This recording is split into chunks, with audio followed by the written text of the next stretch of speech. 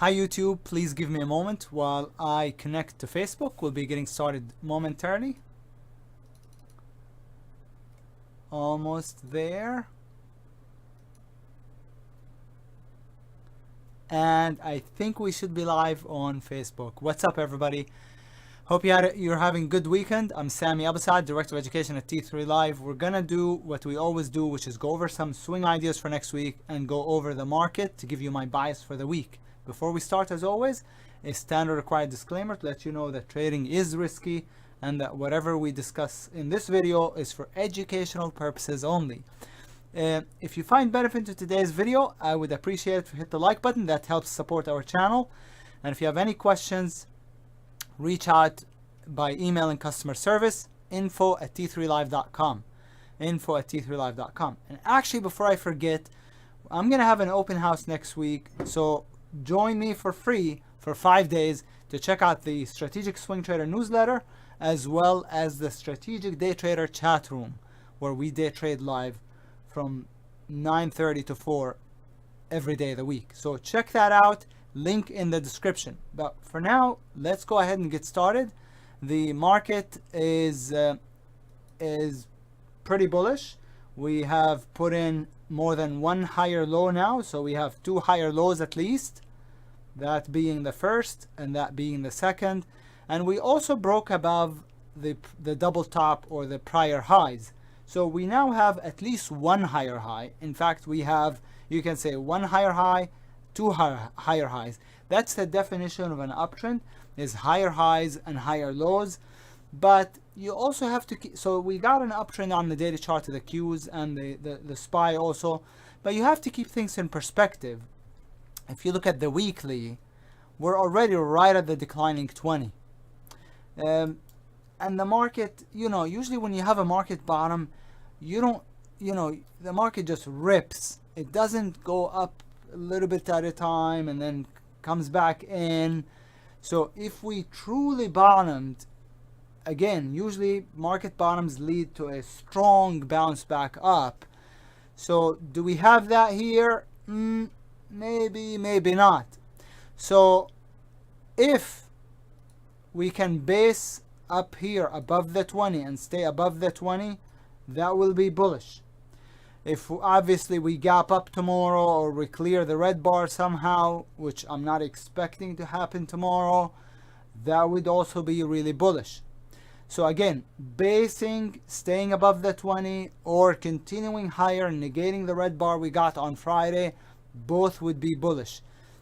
Breaking below and closing below Friday's low would be bearish. So I'm not a prophet. I don't know which way we're gonna go. Sometimes it's really easy to call it. This time it isn't, because we, again, bullish on the daily but at resistance and at the declining 20, and bearish on the weekly. So it's a tough call. I'm giving you some if scenarios to work with. If we clear Friday's high, if we at least base, both of those events would be bullish. If we break down or break Friday's low and continue on lower, obviously that would be bearish. But for now, the bearish momentum is subsided. So even if we come back in, I'm not expecting a big drop. At the most, I would say to the rising 20 on the daily chart. So that's what I'm expecting, is if we come in, it wouldn't be a severe drop, and I'm not necessarily expecting the market to continue on to the upside that easily. So I think next week will probably be more of a choppy base, probably. But we will see. If you'd like to trade with me again for 5 days straight and to see how I deal with the market action, join me. I invite you to join me for free, link in the description. On to the ideas for next week. Here's what I got. It's not the best watch list that I've ever put together, but that's what I scanned this weekend, and here's what I came up with. The ACCD has a pullback to the rising 20. Normally that's a bullish thing, and it is, but it's a big stop. So entry would be over the double top right here. Stop minimum would be under $9. And if you want to use a wider stop, would be under 850. Target 1 would be the prior high, and then target 2, lots of room above. So target 1 would be around 1130. Target 2, plenty of room. ATUS popped really hard on Thursday. Friday was a narrow range bar that gives you a 1, 2, 3. It's not a true 1, 2, 3 pattern. A 1, 2, 3 pattern is when the second bar closes near the top in the upper third of the first bar's range. So if it closed up here, it'd be more of a 1, 2, 3 pattern. But it's still okay, I think. Long over 1182, stop under 1094. So it's about a 90-cent stop. And target 1 is $13. At least target 1. BAOS, I guess this is a good watch because it's trying to transition, but doesn't quite have a setup. So this one is really not ready for tomorrow. BBIO is like the ACCD. Is put in a deep, sloppy pullback, but nice hourly chart, decent daily also. I don't see the entry exactly unless you just get it over Friday's high, which would be 1021. Stop 950. So it's a daily buy setup, hourly buy setup, and target 1 would be the prior high, target 2, plenty of room above. Okay, on the BBIO. A CVBD, more of a 1, 2, 3 than the ATUS. But it's a bank, and it's got a flat 20, and it's far from the 20. So I'm personally going to wait for a day or two before playing something like the CVBF. The entry for that would be over 2634. Stop would be under 2580. And I don't know if it has any resistance. Clearly doesn't on the daily chart. But if we were to look at the monthly and see if it has any resistance, it's at all-time high. So no predetermined target. If there's no resistance to the left, you always evaluate by looking horizontally, okay, not diagonally. By looking to the left, if there's no resistance, then there's no target. It can go to the moon, basically. You'd have to just manage it. The KLTR is a true 1, 2, 3 setup. Now, it first has had a breakout, a transition A breakout, and on Thursday it popped really hard after putting in a breakdown failure right here, so that was bullish, and now has a 1, 2, 3. So I like it a lot over 261 with a stop under 238. Target is about 350 or so, about 350. So it looks good, has healthy room. The Lily is staying basing near the all-time high. If you look at the monthly chart, it's at the all-time high basically. So I like it. It's a little bit sloppy. Entry for it, the only entry that I can see would be over Friday's high. Over about, well, I can give you the exact number, 329.22. Stop would be, I would say, under 320. So it's about a $10 stop, 9.5. And then target, new highs. I would shoot for new all-time high. Last but not least is the RGEN, which is another 1, 2, 3 setup. Long over whichever is higher, bar 1, which is the wide range igniting bar, or bar 2, so 205.23 or 205.31. So it would be 205.31. Stop would be under 199.06, and then the target on this would be, looks like it cleared all resistance levels. Target would be where the negative memory started for most people, around 260. A lot of room. So that's not a bad idea at all. The RGEN. On to the bearish list, we got Allstate 1, 2, 3, not a true 1, 2, 3, but came after an igniting gap that broke under support, so not too bad. Broke under support. Short under this bar's low, which is 115.75. Stop either above it or over 119.35 on the Allstate.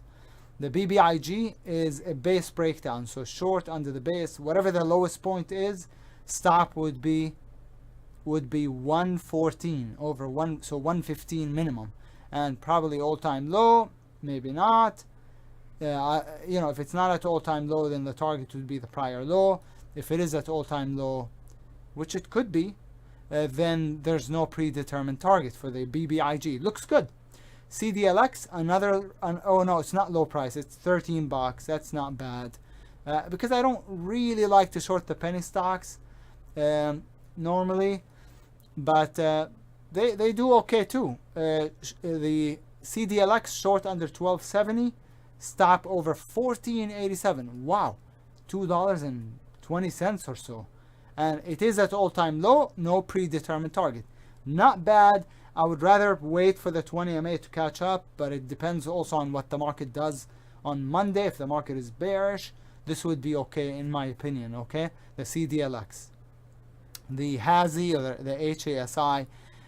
Now this is a nice sell setup when you have a downtrend and a counter rally back up towards that declining 20. That's called the sell setup. That looks really pretty. Normally I don't like the stock to retrace more than 40 to 60%. That's kind of at 60, maybe even slightly more than 60. So it definitely rallied a bit too much, but looks really pretty under 33.23 short with a stop over 34.75, and the target would be at 28.75 or so, the prior pivot low.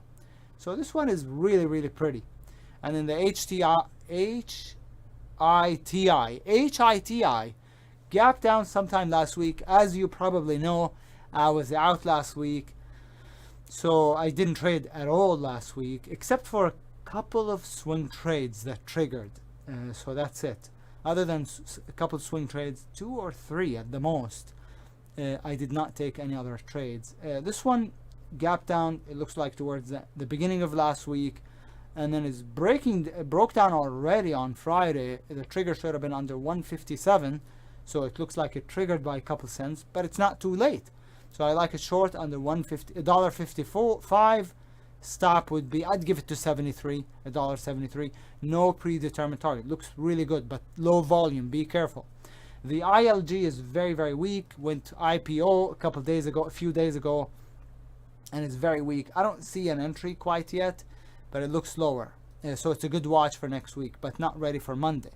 The LMDX gap down on Thursday, doji bar on Friday, short under the lows of both Thursday and Friday's low, whichever is lower is Friday, and then the stop would be over $1.70 or $1.60 is okay.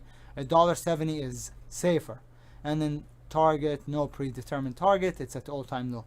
AT&T is very, very weak.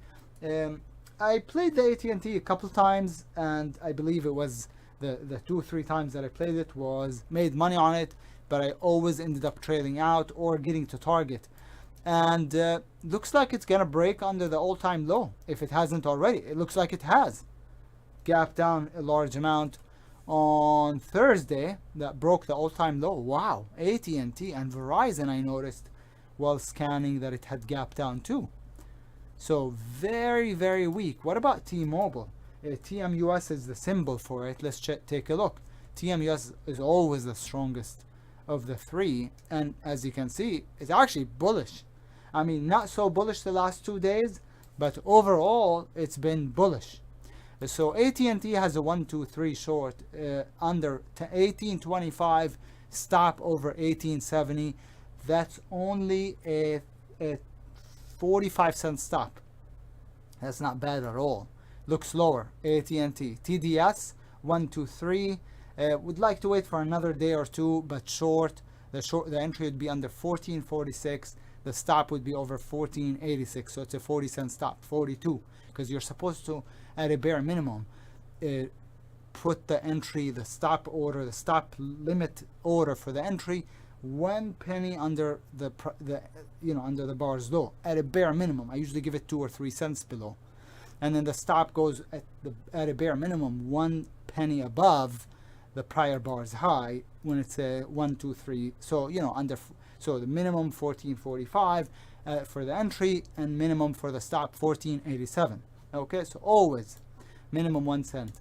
TXG is a base breakdown. It's looking really good, but I would have appreciated it. I would have liked it more if it had based at the bottom of that green bar, so instead of at the top.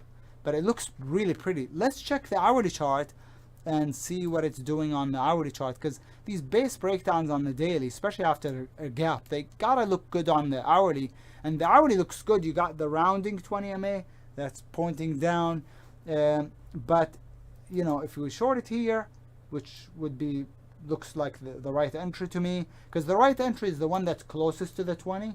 You don't want to do it far from the 20. The only issue is if I were to short it on the, let's say the double bottom here, then you know, what about the support?